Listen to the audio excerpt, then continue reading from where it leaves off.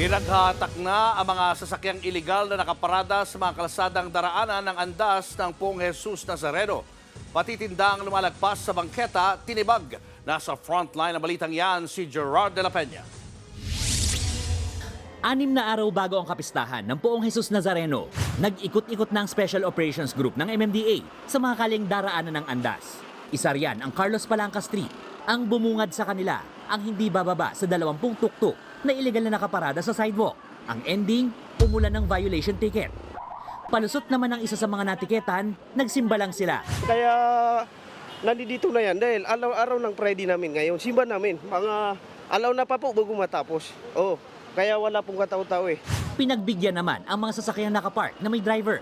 Pero ang walang bantay, pinahatak ng tow truck. Itong Carlos Palanca Street ang isa sa mga daraanan ng traslasyon. Kung ngayon daw gagawin ang traslasyon ay siguradong disaster ang mangyayari dahil sa daming nakahambalang na sasakyan at mga basura. Ganyan din ang sitwasyon sa Honorio Lopez Boulevard sa Tondo, kung saan mismong barangay na ang nagreklamo sa dami ng iligal na nakaparada sa kalsada na nagiging sanhi ng traffic. Kaya ang isang malaking trailer truck na yan, hindi rin nakaligtas ng ito. Iligal ding nagpark ang isang kotse.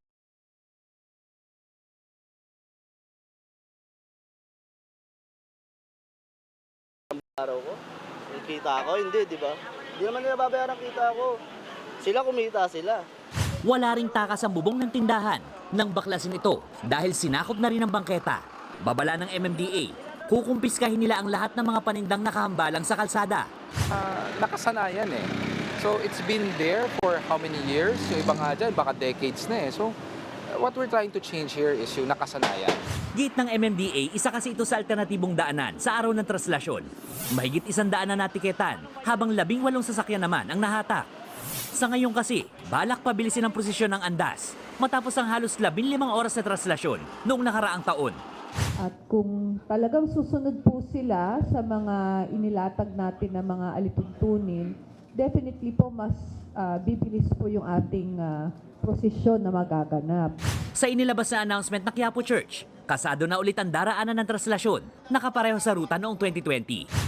Mula sa Quirino Grandstand, babagtasin ng andas ang Katigbak Drive, Padre Burgos Street, Palanca, Quezon Boulevard, Arlegui, Fraternal, Vergara, Duque de Alba, Castillejos, Farnesio, babalik sa Arlegui, Nepomuceno, Concepcion Aguila, Carcer, Hidalgo, Bilibid Viejo, JP de Guzman, daraan ulit sa Hidalgo, Quezon Boulevard, Palanca Street, Villalobos sa Plaza Miranda, pabalik sa Quiapo Church. Nagbabalita mula sa Frontline, Gerard de la Peña, News 5. Mga kapatid, Cheryl Cosim po, huwag maging huli at maging una sa lahat sa balitaan. Para sa tuloy-tuloy na talakayan sa Frontline, mag-follow at mag-subscribe sa social media pages ng News 5.